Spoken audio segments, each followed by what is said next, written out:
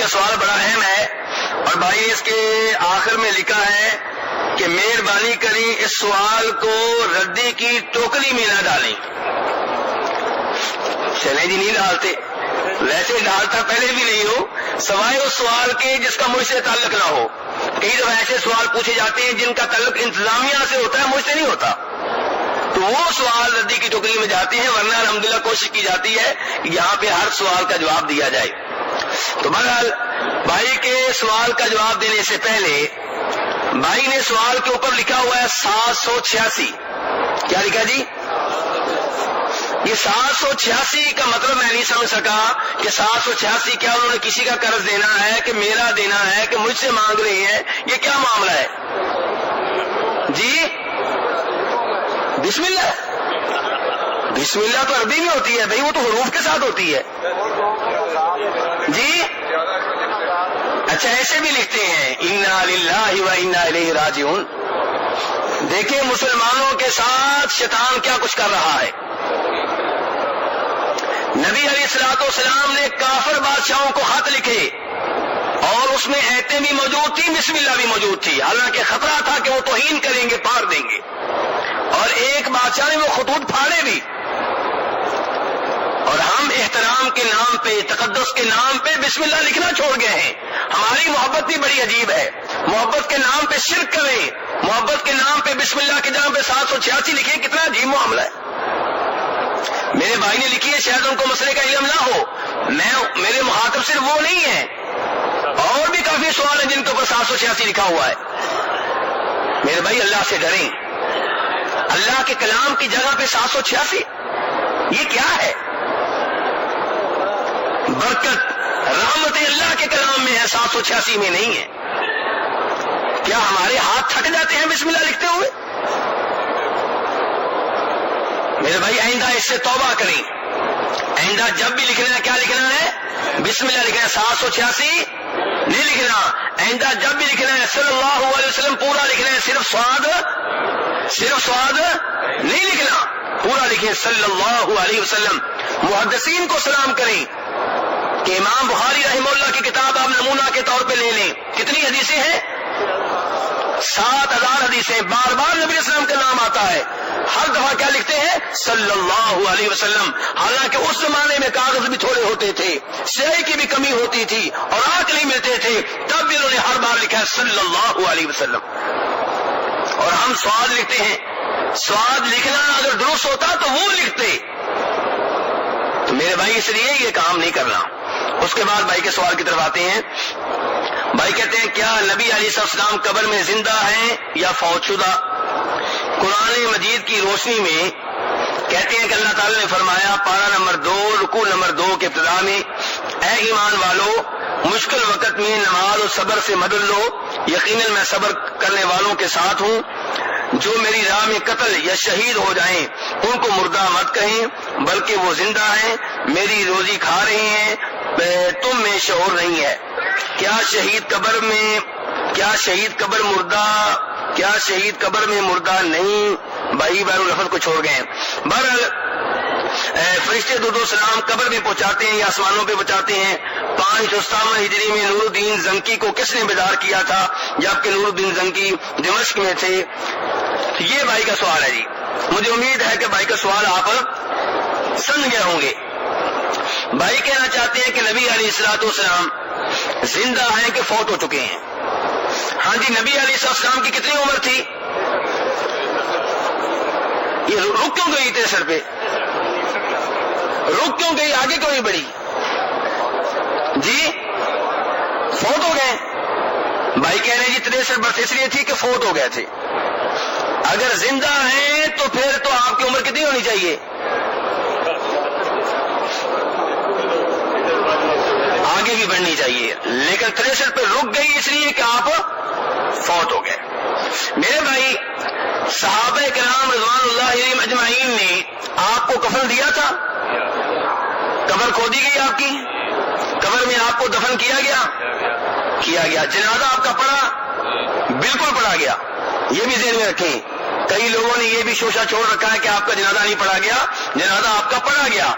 لیکن اجتماعی طور پہ ایک امام کے پیچھے نہیں پڑھا گیا. مسند احمد کی حدیث ہے صحابہ کرام ٹولیوں کی شکل میں آپ کے حجرے میں داخل ہوتے، جنازہ پڑھتے، ایک دروازے سے داخل ہوتے، دوسرے سے باہر نکل جاتے، لیکن ایک امام کے پیچھے یہ نہیں پڑھا گیا. اسی لیے امام شافعی رحمہ اللہ، امام شافعی نئے امام ہے کہ پرانے امام ہے؟ جی سعودی ہے کہ غیر سعودی؟ جی بتائیں نا میرے بھائی. سعودیہ تو آج کی پیداوار ہے. کہنا چاہتا ہوں کہ پرانے امام ہے، یہ کہنا چاہتا ہوں آپ کو. امام شافعی رحمہ اللہ نے اپنی کتاب میں اس مسئلے پہ بحث کی ہے، سوال اٹھایا ہے کہ آپ کا جنازہ صحابہ کرام نے ایک امام کے پیچھے کیوں نہیں پڑھا؟ پھر لکھتے ہیں یہ سبب ہوگا، وہ ہوگا، یوں ہوگا. تو کہنا چاہتا ہوں کہ وہ یہ مانتے ہیں کہ جنازہ ہوا ہے، تو سوال کیا اٹھایا ہے کہ ایک امام کے پیچھے کیوں نہیں ہوا؟ تو اس لیے نبی علیہ السلام کا صحابہ کرام میں جنازہ بھی پڑھا، قبر بھی کھودی، دفن بھی کیا گیا. اسی لیے کہ آپ فوت ہو چکے تھے، زندہ نبی کو قبر میں اتار دیں صحابہ کرام کی ممکن نہیں ہے. تیسرے نمبر پہ میرے بھائی اللہ تعالیٰ فرماتے ہیں 23ویں سپارے میں، کس بارے میں؟ 23واں سپارہ، انک میت و انہم میتون. کہ نبی علیہ الصلوۃ والسلام آپ بھی فوت ہونے والے ہیں، یہ بھی فوت ہونے والے ہیں. یہ کون کافر؟ اللہ نے اس آیت میں میت کا لفظ بولا کافروں کے اوپر بھی اور میرے پیارے حبیب صلی اللہ علیہ وسلم کے اوپر بھی. پھر آیت پھر سن لیں، انک میت و انہم میتون. میرے بھائی اللہ کو اپنے نبی سے محبت ہے.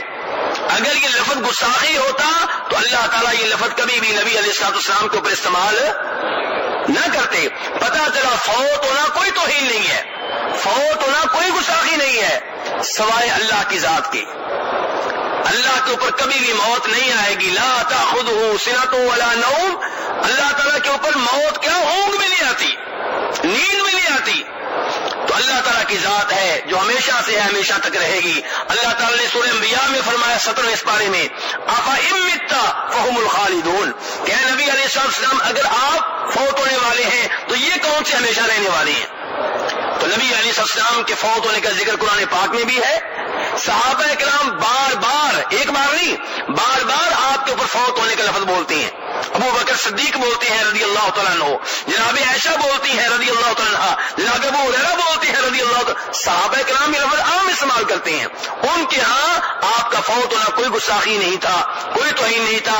آج کل کے لوگوں نے یہ سوچ لیا، یہ عقیدہ بنا لیا کہ اگر ہم نے مان لیا کہ آپ فوت ہو گئے ہیں تو آپ کی توہین ہو جائے گی. پھر جو بھی کہے کہ فوت ہو گیا ہے اس کو ڈانٹتے ہیں، اس کو گستاخ سمجھتے ہیں، اس کے اوپر فتویٰ لگاتے ہیں. نہیں میرے بھائی، فوت ہونا کوئی توہین نہیں ہے. تو نبی علیہ الصلوۃ والسلام آئے، اپنا مشن پورا کیا اور پھر اللہ نے آپ کو اٹھا لیا، آپ فوت ہو گئے. میرے بھائی جب آپ فوت ہوئے تو جناب عمر فاروق رضی اللہ عنہ، بخاری شریف کی حدیث بیان کرنے لگا ہوں، انہوں نے اپنی تلوار میان سے باہر نکال لی اور کہا جو یہ کہے گا کہ نبی علیہ السلام فوت ہو گئے ہیں، میں اس کی گردن کاٹ کے رکھ دوں گا. جناب ابو بکر صدیق رضی اللہ عنہ اس وقت یہاں پہ موجود نہیں تھے، اپنے ڈیرے پہ تھے. ان کو اطلاع ملی. کیا اطلاع ملی ہوگی؟ نبی صاحب فوت ہو گئے یا زندہ ہو گئے؟ کیا اطلاع ملی ہوگی؟ فوت ہو گئے. فوت ہونے کی اطلاع دی گئی تو تشریف لائے.